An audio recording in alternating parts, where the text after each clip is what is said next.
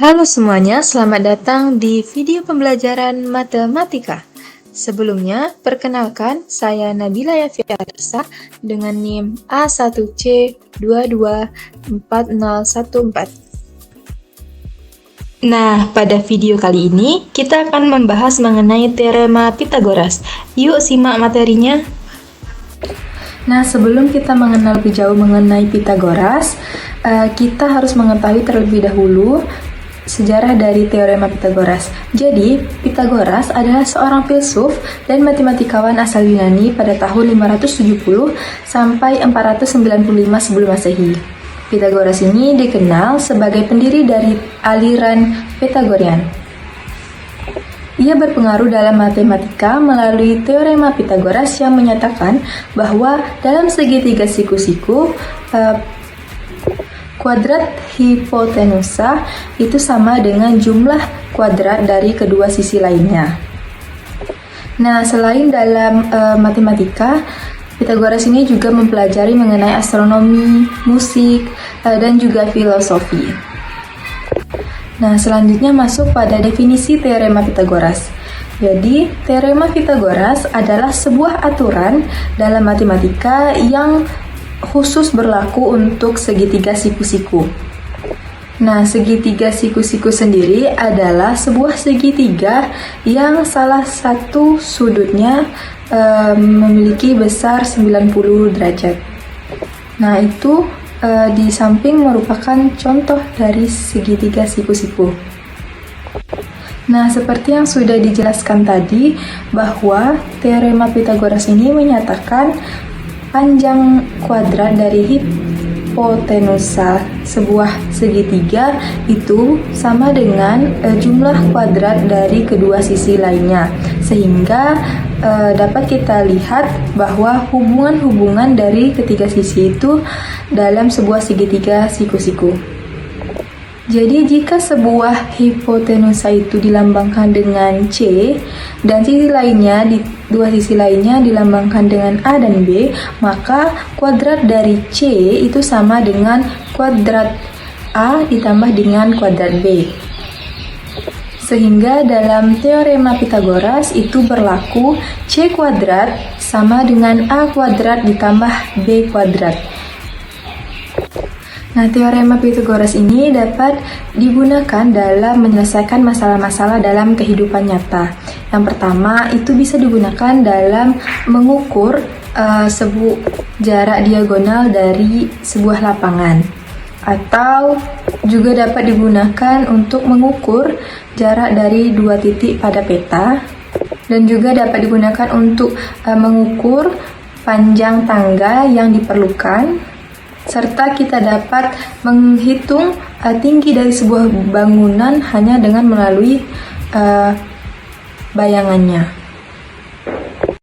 Nah, untuk lebih jelasnya kita dapat melihat contoh soal berikut. Nah, pada pertanyaan pertama diketahui bahwa sebuah segitiga jika panjang sisi A itu 9 dan sisi B itu 12, maka berapa sisi C menurut teorema Pythagoras yang telah dijelaskan tadi? Apakah A 10 cm, B 13 cm, C 14 cm, D 15 cm? Nah, dari pertanyaan tersebut, kita dapat mengetahui bahwa hasilnya adalah 15 cm. Untuk penyelesaiannya, kita menggunakan teorema Pythagoras. Nah, yang ditanyakan adalah panjang C, sehingga C dapat dihitung melalui teorema Pythagoras, yaitu C kuadrat sama dengan A kuadrat ditambah B kuadrat. Dengan mensubstitusikan nilai A dan B, maka didapatkan C kuadrat sama dengan 9 kuadrat ditambah 12 kuadrat. Jadi, C kuadrat itu sama dengan 81 ditambah 144, sehingga C kuadrat sama dengan 225. C sama dengan akar dari 225, yaitu 15, sehingga panjang C adalah 15 cm.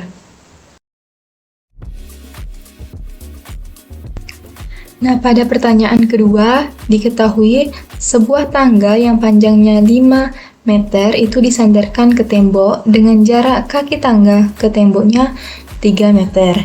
Nah, maka tinggi tembok yang dicapai tangga adalah apakah A 3 meter, B 4 meter, C 5 meter, atau D 6 meter? Nah, jawabannya adalah B 4 meter.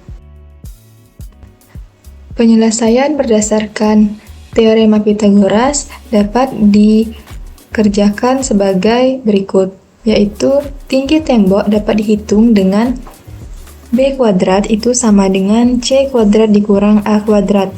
Dengan mensubstitusikan nilai C dan A, maka B kuadrat sama dengan 5 kuadrat dikurang 3 kuadrat. B kuadrat sama dengan 25 dikurang 9, jadi B kuadrat sama dengan 16. Nilai dari B adalah akar dari 16, yaitu 4, sehingga tinggi tembok adalah 4 meter. Nah, untuk mengukur pemahaman yang telah didapatkan dapat dilakukan dengan berlatih soal-soal. Nah, salah satunya adalah mengerjakan soal berikut. Pada soal ini diketahui seorang anak pengibar bendera itu berdiri sejauh 6 meter dari tiang bendera dengan tinggi tiang 8 meter. Jika anak itu menarik tali dari ujung tiang ke tanah sampai ia berdiri, maka berapa panjang tali yang digunakan? Apakah A 8,5 meter, B 9,5 meter, C 10 meter, atau D 10,5 meter? Nah, Anda dapat mengerjakan soal tersebut dan mengirimkan jawabannya pada kolom komentar. Segitu saja materi yang dapat saya jelaskan, semoga dapat bermanfaat dan dapat dipahami dengan jelas. Terima kasih.